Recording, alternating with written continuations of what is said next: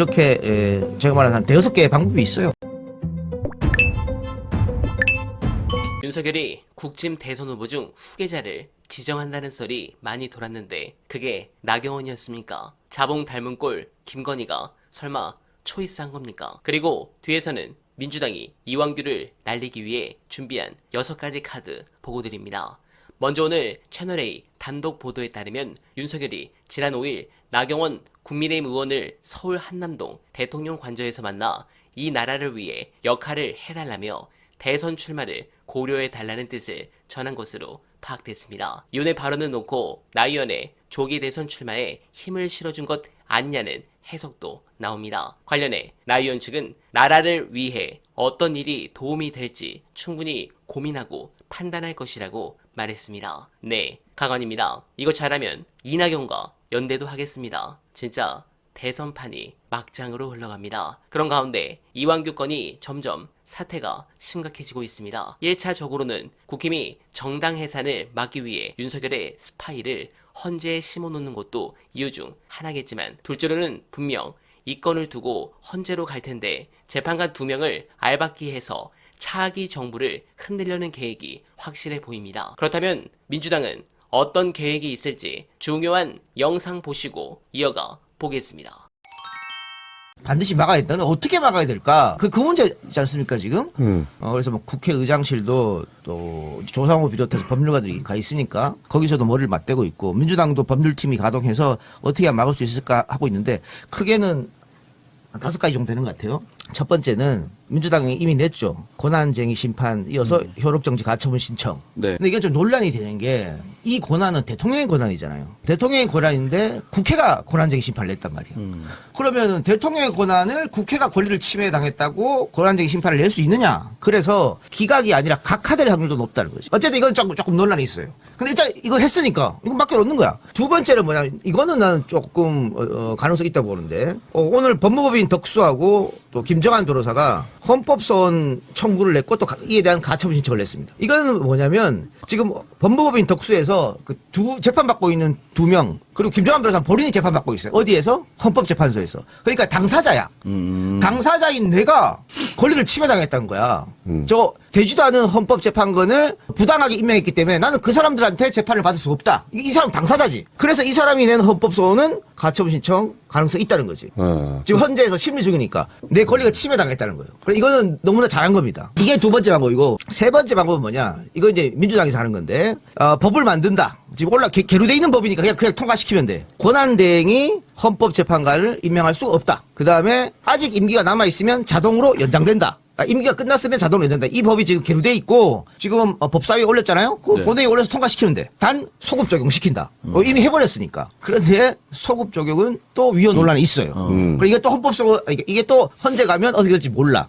그러니까 지금 국힘에서 한다는 얘기거든. 그래서 이거 논란이 될 수도 있고 여기에 또 문제가 뭐냐면 통과했잖아요. 대통령한테 올리잖아. 거부권 행사할 수 있어. 그럼 이건 또 아무것도 안 되는 거야. 거부권 행사하게 되면. 네, 그런 문제가 있다.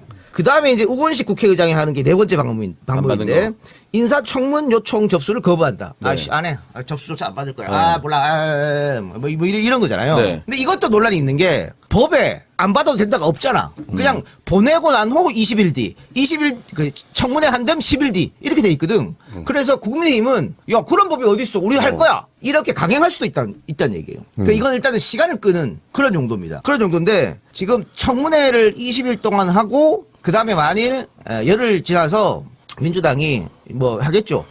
부적격을 올렸다. 그럼 열흘 지나서 이제 대통령이 그냥 임명하면 그만이거든. 임명하면 그만인데 만일 탄핵을 하면 임명할 사람이 없어지잖아. 그러니까 아까 얘기한 법 제정 소급 적용, 법을 제정하고 소급 적용한다. 이것도 거부권 행사할 수 있는데 탄핵하면 거부권 행사 못할 거 아니에요. 네. 그러니까 세 번째, 네 번째 방법은 탄핵으로 미리 조져놓은 방법이 있다. 다만 다음 타자로 오른 새끼들이 거부권 행사하지 않겠느냐. 이 청문회 지난 다음에 열흘 지난 다음에 임명하지 않겠느냐. 그런 보장이 없으니까. 쌍탄핵으로 가야지. 그 다음에 다섯 번째는 공수처가 빨리 움직이는 거지. 한덕수도 그렇고 이완기도 그렇고 수사 대상이에요. 빨리 불러와서 그냥 구속수사 하면 돼. 그러면 이건 다 웅화된다. 이런 5가지 방법이 있다. 근데 방금 말씀드렸다시피 5개의 방법이 다 퍼펙트하진 않아요. 그래서 제일 좋은 거는 어쨌든 이렇게 저렇게 해서 시간을 끄는 거고 그 다음에 이제 이 효력정지 가처분 신청은 일주일이면 나와요. 먹으면 헌재에서. 그러니까 4월 18일 날 두 사람 퇴임하기 전에 결론을 내주면 좋겠다. 다만 윤석열 아웃시키는 거는 8대 0이 안 나오면 안 되는 거기 때문에 그건 무조건 8대 0이 나와야 돼요. 기각이든 인용이든. 그래서 8대 0이 나왔는데 가처분 신청을 소위 말하는 보수 재판관들이 그래 뭐 이것도 뭐 해줄까? 의문이에요. 그래서 쉬운 게 하나도 없다. 그러니까 지금 민주당은 네. 이런 5개 방법 당연히 공수처장도 압박해야 되는 거고 이렇게 우호식 국회의장은 당연히 안 받아 그랬으니까 이렇게 하면서 탄핵도 준비해야 된다. 나갈 때 기다리면 또 우리한테 불리해지니까 그런 여러 가지 수가 있으니까 다양하게 고민하면서 지금 최상목 국은 탄핵 빌드업 하는 거잖아요. 지금 청문회 한다는 거잖아요. 네. 그거 망신주기 하는 거거든. 그렇게 해가지고 이렇게 쌓은 다음에 탄핵하는 거니까 뭐 최상목 탄핵 기정사실이고 한덕수도 탄핵을 생각해 봐야겠다. 어쨌든 근데 아예 방법이 없는 건 아니까 이렇게 제가 말한 한 5개의 방법이 있어요. 네, 공감합니다. 지금부터는 제 개인적 생각 안내드립니다. 정치신동 이동용 작가도 이완규 지명에 대해서 해법을 뚜렷하게 말씀 못하는 상황. 제가 오랜 기간 그의 팬으로 지켜보며 확신하지 못하는 것은 오랜만에 볼 정도로 이건 쉬운 상황은 아닌 것 같습니다. 다만 다독적인 관점에서 보겠습니다. 맛이 나쁜 지역은 꼭 나중에 화로 돌아옵니다. 탄핵은 빠를수록 좋습니다. 한덕수 살려둔 채 가면 결국 짐이 됩니다. 후회할 날이 반드시 옵니다. 게다가 한덕수는 결코 공정선거를 할 생각은 1도 없습니다. 한덕수, 최상목을 동시에 날렸어야 하는 건데 계속 미루며 눈치보다 여기까지 온 거죠. 앞으로 결정적인 장면마다 한덕수, 최상목이 올가미가 될 것입니다. 그걸 확실하는 대목은 최근 국민의힘 내부에서 나온 한덕수 대선 차출설입니다. 일각에선 한덕수가 헌법재판관 지명으로 야당의 탄핵 소추를 유도한 뒤 자진 사퇴해 대선에 출마하려는 게 아니냐는 얘기도 나옵니다.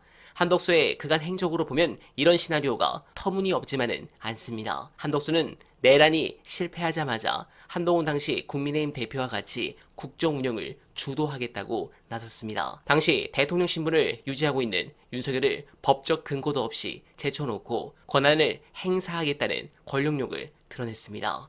정치적 욕심을 가진 한덕수가 이번 인사를 통해 윤석열과 친윤 세력의 지지를 얻어 대선에 뛰어들 가능성을 배제할 수 없습니다. 윤석열 정권 초대 총리인 한덕수는 국정 실패 공동 책임자입니다. 국정 전반을 총괄하는 총리로서 윤석열에게 한마디 직언도 하지 않았고 그렇다고 어떤 책임도 지지 않았습니다. 또한 한덕수는 아직 윤석열을 버리지 않았을 뿐 아니라 윤석열을 이용해 더 큰 꿈을 꾸는 것처럼 행동하고 있습니다. 한덕수에게 응분의 책임을 물어야 할 이유가 이번 인사로 하나 더 늘었습니다. 그가 인생 말년을 차디찬 감옥에서 보내길 간절하게 바라며 어나베는 오늘도 최선을 다하겠습니다. 여러분 고맙습니다.